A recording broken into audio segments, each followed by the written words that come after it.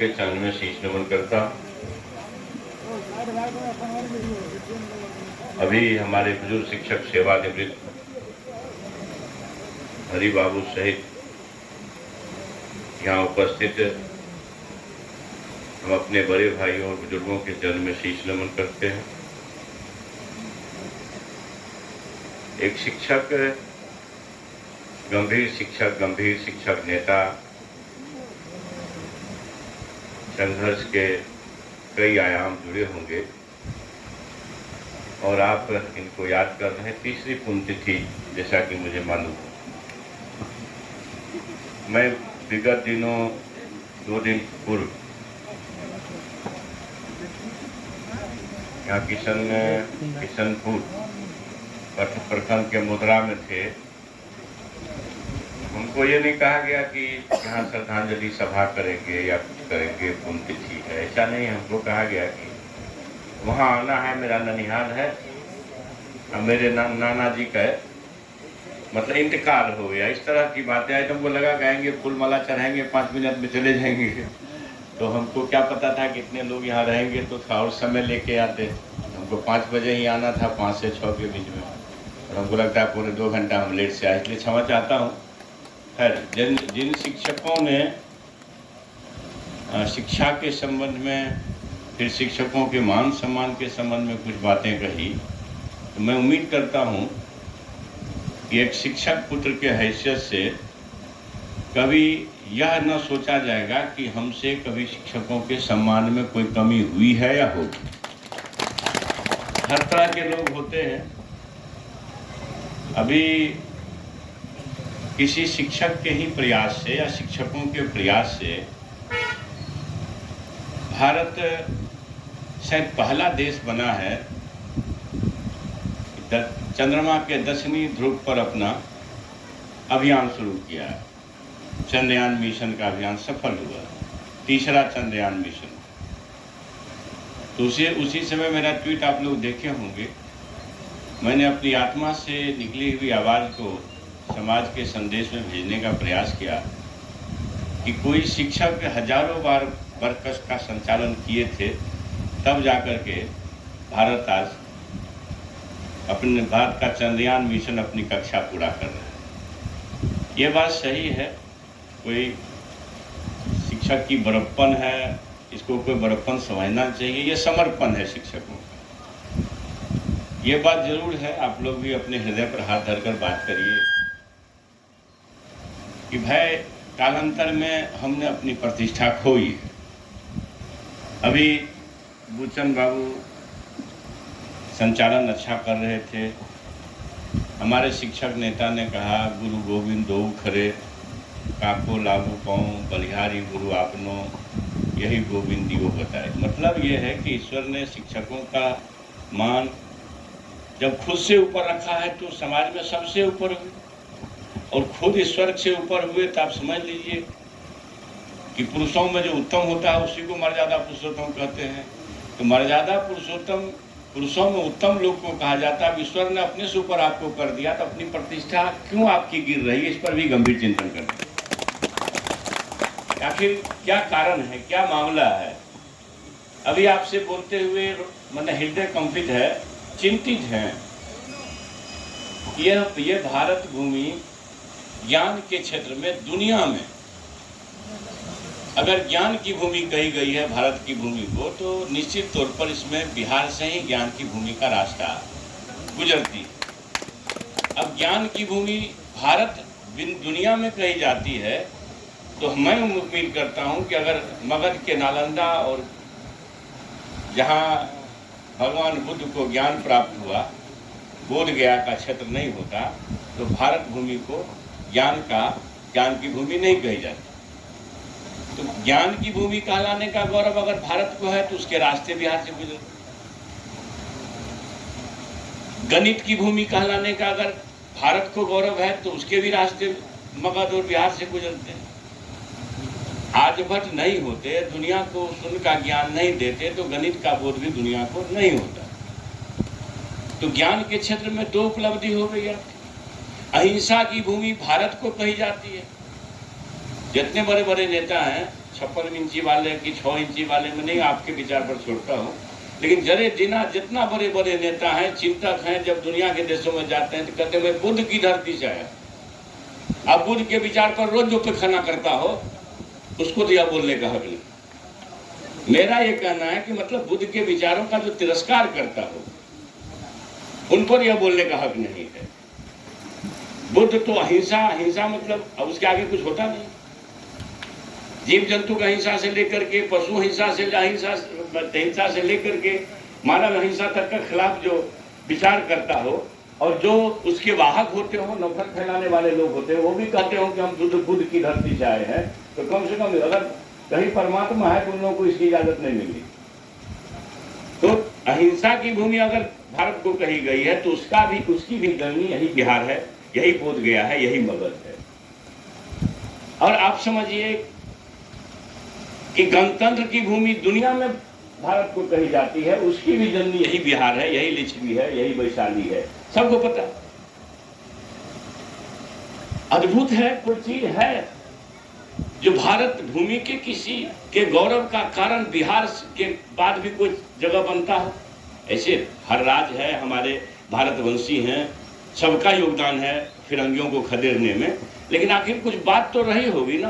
बिहार के मिट्टी के तासीर में वह दम रहा होगा कि राष्ट्रपिता बापू को लगा कि बिहार के चंपारण की भूमि या बिहार की भूमि ही अंग फिरंगियों को खदेड़ने में माकूल माहौल बनाएगा। जब इतनी शानदार विरासत है हमारी, तो भाई हम कहाँ खो रहे हैं चीज़ों को। निश्चित रूप पर मैं आरोप नहीं लगाता हूँ, लेकिन वेदना व्यक्त करता हूँ कि हम शिक्षकों ने कालांतर में अपनी भूमिका को कुंद कर दिया। अब बताइए, शिक्षा कैसी चीज़ है कि एक शिक्षक पुत्र साधारण परिवार में होकर के अगर शिक्षा हमें नहीं मिलता माता पिता के आशीर्वाद से, प्रभु के कृपा से, तो हम भी भैंस के पीठ पर 6 फीट का लाठी लेकर रहते, शिक्षा मंत्री तो नहीं बनते। तो भाई आपके बगल का पड़ोसी कोई शिक्षा मंत्री शिक्षा है तो बन गया। एक शिक्षक तराशने का काम करते हैं, आपके हाथ में बड़ी जिम्मेवारी है, और इस जिम्मेवारी को जो हमारे पुरखे निभाते रहे हैं, तो उस विरासत को प्राप्त करने का हरदम लक्ष्य हमारा होना चाहिए। और हमारे माननीय मुख्यमंत्री जी, उप मुख्यमंत्री जी गुणवत्तापूर्ण शिक्षण देने के लिए समाज में प्रतिबद्ध है। कुछ हो सकता है, हर आदमी के काम करने की कमजोरी हो सकती है, उसी प्रतिबद्धता का ये एक उदाहरण है कि बीपीएससी को परीक्षा गई है। आप शायद, मैं उम्मीद करता हूं कि बीपीएससी को जो परीक्षा गई है, ये सामान्य रूप से यह माना जाएगा कि 2.25 लाख और फिर 50-60 हज़ार। थोड़ा प्रमोशन का मामला था, तो प्रमोशन के मामले में कुछ पद रखना है, 15-16 साल से लोग प्रमोशन की प्रतीक्षा कर रहे हैं, इसलिए थोड़ी विलम्ब हुई है। नहीं तो फिर 90,000 लोग का वैकेंसी आ रहा था। आएगा ही आएगा, हो सकता है 5 दिन में, हो सकता है 7 दिन में, हो सकता है 90,000 ना आए, 85,000 आए, 60,000 आए। तो 1,78,000 का पूरे विश्व के इतिहास में कहीं एक साथ वैकेंसी नहीं आई है शिक्षक ने किसी सब सेक्टर में। और आप पूरा मीडिया देख लीजिए, इस पर कोई चर्चा नहीं होगी कि भाई अब जिनको 2 करोड़ प्रतिवर्ष देना था वो 2 करोड़ ले रहा है, दे ना रहा है, और हमारे यहाँ नजर गड़ाए हुए है। कहीं हो सकता है न्यायालय मामले में फंसावे, कहीं कुछ फंसावे। तो आप लोग भी होशियार सतर्क रहिएगा। सरकार की प्रतिबद्धता है कि गुणवत्तापूर्ण शिक्षा देने के लिए हमें किसी स्तर तक जाना होगा। हम शिक्षक वृंदों से, माता पिता से विनम्रता पूर्वक कहना चाहते हैं कि जितना हो सके अपने जीवन का सर्वश्रेष्ठ शिक्षा को देना चाहिए और भारतवर्ष के विकास में देना चाहिए। जितना हो सके सर्वश्रेष्ठ अपने जीवन का सर्वश्रेष्ठ करिए। और ईश्वर ने, प्रभु ने, परमात्मा ने, खुदा ने अगर पैदा किया हमको इंसान के रूप में, बड़े भाग मानुष तन पाया, बचपन से सुन रहे हैं कीर्तन भजन में, कितना करोड़ योनि का तो लोग, हमको तो ध्यान नहीं है, कितना करोड़ या कितना लाख योनि लोग गुजरते हैं। ऐसी मान्यता है तो मनुष्य तन पाता है, इंसान के रूप में हमको जीवन मिलता है। और लाखों करोड़ों वर्ष में 150 वर्ष तो 2 दिन का जीवन है। अगर 2 दिन के लिए आए हैं तो प्रभु परमात्मा खुदा ने आपको पैदा किया और इंसान के रूप में पैदा किया, तो इसलिए आपके ऊपर जिम्मेवारी ज़्यादा है, क्योंकि सबसे ज़्यादा बुद्धि ज्ञान आपको है कि हम कैसे भारत भूमि को पुनः विश्व गुरु बनाने का काम करेंगे। हमको क्या करना होगा, और फिर शिक्षक के रूप में तो बहुत ज़्यादा दायित्व आपको है। हमारे सामने चुनौती चीन की चौधराहट और अमेरिका की दादागिरी है। जिस दिन चीन की चौधराहट और अमेरिका की दादागिरी से हम निपट लेंगे, उस समय भारत भूमि को कोई माय का लाल विश्व गुरु बनाने से नहीं रोक पाएगा। आप समझिए, अब शिक्षक के बल ही हो सकता है, और समाज के और लोग अन्य लोग भी सर्वश्रेष्ठ करेंगे, चाहे खेतीहर लोग हों या जो भी लोग हों, विकास में लगे हुए लोग हों, अपना अपना। लेकिन कमी तो हो रही है, कमी दिख रही है। सिर्फ गवर्नेंस या सरकार के भरोसे अगर हम चाहेंगे बड़ा परिवर्तन हो जाएगा, हमको तो नहीं लगता है। इसलिए हर आदमी को अपने दायित्व का ख्याल रखना चाहिए। अब एक शानदार कानून आया देश में, राज्य में, कोई दुस्साहस नहीं कर सकता नशाबंदी का, मगर हम लोग सहयोग नहीं कर रहे, जैसा हम समझ रहे हैं, जैसा देख रहे हैं। भाई, जो मान लीजिए बापू के सपनों को साकार करना है तो आपको सहयोग करना है कि नहीं उसमें। बिना समाज के, ये व्यापक करोड़ों लोग का बिहार है, तो बिना समाज के सहयोग का कोई भी कानून सतह पर नहीं आ सकता है। तो उसका जो विभत्स रूप हुआ है, उसमें हम लोगों की क्या भूमिका होनी चाहिए, उसमें भी हम कहीं ना कहीं हम लोगों से कमी हो रही, उसमें ये हमें उससे बच नहीं सकते। तो खैर, ये बात मैं आपको पुनः कहना चाहता हूं कि निश्चित तौर पर अभी राहुल गांधी जी ने बोल दिया, और आप लोग सोशल मीडिया के माध्यम से दुनिया भर के लोग जानते होंगे, 1.5 साल 2 साल से चल रहा है कि अरुणाचल प्रदेश के डोकलाम में 2 गांव बना लिया चीन, राष्ट्रीय राजमार्ग बना लिया, पुल बना लिया, और राहुल गांधी ने तो कहा 1300 किलोमीटर। हम लोगों को मालूम था कि भाई हजारों किलोमीटर। दैनिक भास्कर अखबार में छपा था, अखबार के लोग यहाँ बैठे हैं। नेपाल भी हमारा 7100 एकड़ भूमि पर कब्जा कर लिया, साल 1.5 साल से चल रहा है, गूगल यूट्यूब पर चल रहा है। तो भाई हम कह रहे हैं कि भाई हमारी चिंता किधर होनी चाहिए, महंगाई का क्या हाल है, कुछ कहना नहीं है। 5 महीना पहले जीरा का भाव था 400 रुपये किलो, अभी 800 रुपये किलो हो गया। 2014 में खाद की कीमत DAP की होती थी 650 700, अभी 1700 1800 1500 हो गया। तो भाई एक तरफ आंख मूंद लेंगे, हम अगर जात बन जाएंगे तो यह शिक्षा भारत को विश्व गुरु नहीं बना सकती। हमको अपनी जाति से ऊपर उठ करके, जाति तो ईश्वरीय नहीं है, तो हम लगातार कर रहे हैं, हम लोग भी मानते हो, जाति ईश्वर प्रभु परमात्मा खुदा का बनाया हुआ नहीं है। अगर हमने कह दिया कि भाई जाति ईश्वरीय नहीं है, पुरखों की गलती से जाति बन गई, तो उसको ढोने की क्या जरूरत है। आप सब पढ़े लिखे हुए देखिए, एक जागरूक इंसान है, सेवानिवृत्त शिक्षक है या शिक्षक है, और हम जहां तक देख रहे हैं शायद 10-5 आदमी ऐसे हो सकते हैं जो कम पढ़े लिखे हों, नहीं तो सब पढ़े लिखे हों। और जागरूक श्रोता जब सामने होता है तो बात है जमती है। कुछ पटना तक जाना है तो बहुत समय नहीं है, लेकिन इसमें फिर दिनेश भाई के भी यहाँ जाना है। हम मूलतः आप लोगों से विनम्रतापूर्वक कहना चाहते हैं, ईश्वर ने जातियां नहीं बनाई। अगर जातियों का जो स्वरूप आप देख रहे हैं हमारे यहाँ, वो क्षत्रिय है, वो यादव जी है, वो मल्लाह जी है, वो गुरमी जी है, वो रैदास जी है, वो पासवान जी है, वो ऋषिदेव जी है।